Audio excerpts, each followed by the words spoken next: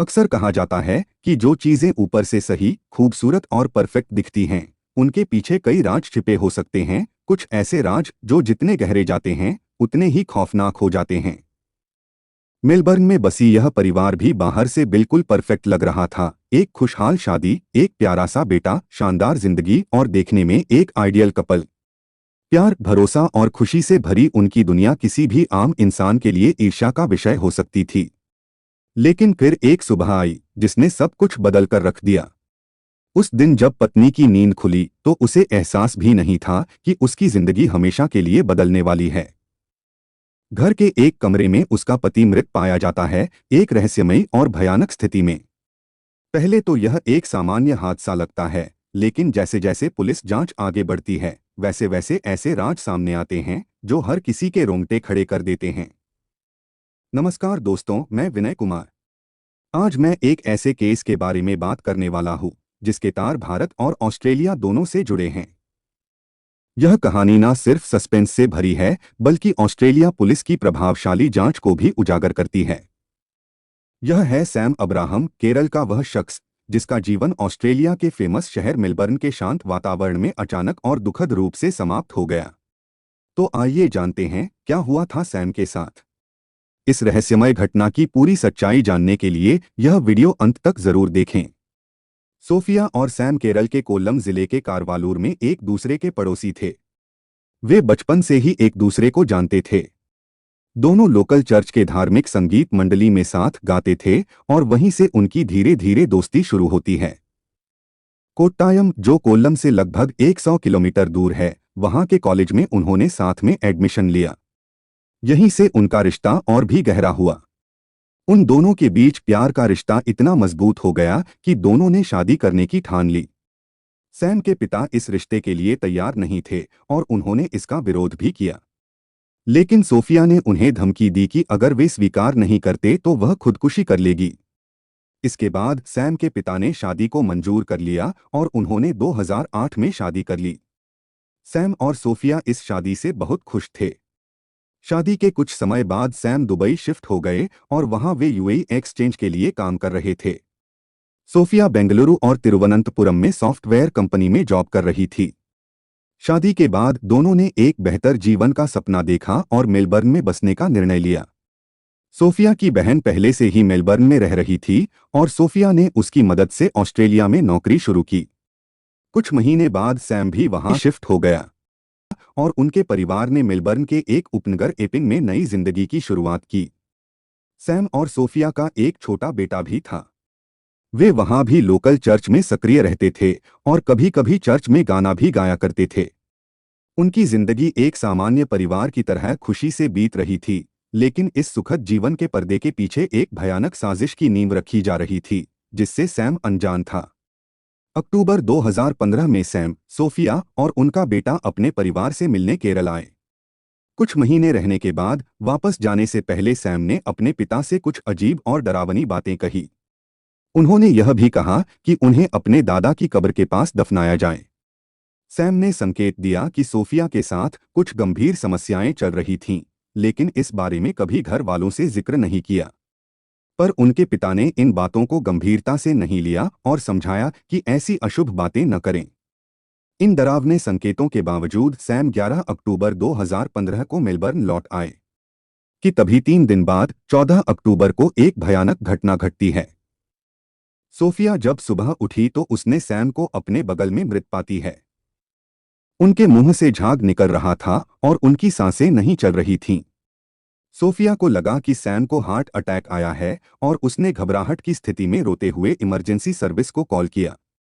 डॉक्टरों ने आकर सैम के ऊपर सीपीआर का प्रयास किया, पर उनके आने से पहले ही सैम की मौत हो चुकी थी। सैम की बॉडी को पोस्टमार्टम के लिए ले जाया गया और शुरुआत में इसे एक प्राकृतिक मौत माना गया। सोफिया ने जल्दी से सैम के शव को अंतिम संस्कार के लिए केरल ले जाने की व्यवस्था की। केरल में सैम अब्राहम का अंतिम संस्कार हुआ। सोफिया और उसका 7 साल का बेटा सैम के साथ आए थे। सोफिया का व्यवहार एक दुखी विधवा के समान था। वह सैम के शव के पास बैठकर रो रही थी। सैम को दफनाने से पहले सोफिया ने उनके सिर पर चूमते हुए उन्हें अलविदा कहा। अंतिम संस्कार के कुछ दिनों बाद सोफिया अपने बेटे के साथ ऑस्ट्रेलिया वापस आ जाती है और वह हर हफ्ते अपने ससुराल वालों से फोन पर बात करती रही। सोफिया के इस अपनेपन वाले व्यवहार की वजह से कभी भी सैम के पिता या उसके घर वालों के मन में कोई संदेह नहीं आया। उन्हें पता ही नहीं था कि उनकी बहू ने अपने साथ कितने गहरे राज छुपा रखे थे। लेकिन अगस्त 2016 में सैम की मृत्यु के लगभग 10 महीने बाद अचानक सोफिया का कॉल आना बंद हो गया। इससे सैम के पिता और उनके परिवार वालों को सोफिया के साथ कोई अनहोनी होने का डर लगने लगा। उन्होंने ऑस्ट्रेलिया में अपने जानकारों से जब सोफिया की खबर लेने के लिए कहा तो जो उन्होंने सुना वह सुनकर उनके होश उड़ गए। ऑस्ट्रेलिया पुलिस ने सोफिया और अरुण नामक एक व्यक्ति को सैम के मर्डर के आरोप में गिरफ्तार कर लिया था। यह सुनकर उन्हें यकीन नहीं हुआ कि यह सब सच में हो रहा था। सैम के परिवार को यह सुनकर बड़ा धक्का लगा क्योंकि उन्हें कभी ऐसा अंदाजा भी नहीं हुआ था कि सैम का मर्डर हो सकता है। उनके मन में कई सवाल उमड़ रहे थे।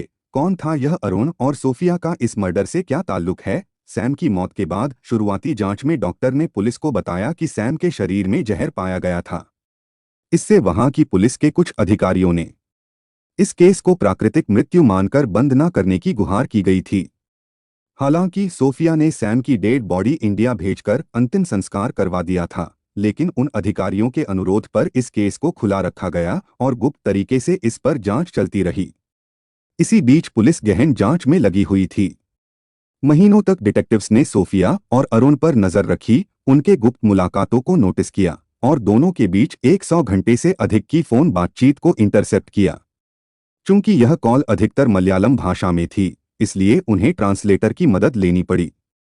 पुलिस ने पाया कि सोफिया और अरुण ने हत्या से 1 साल पहले एक जॉइंट बैंक खाता खोला था और सैम की कार को उसकी मौत के 5 महीने बाद अरुण के नाम ट्रांसफर कर दिया था। लेकिन अब भी एक अहम सवाल था, अरुण था कौन और उसने सैम को कैसे मारा? दरअसल अरुण केरल में सोफिया और सैम के ही कॉलेज में इंजीनियरिंग की पढ़ाई कर रहा था जब दोनों की पहली मुलाकात हुई।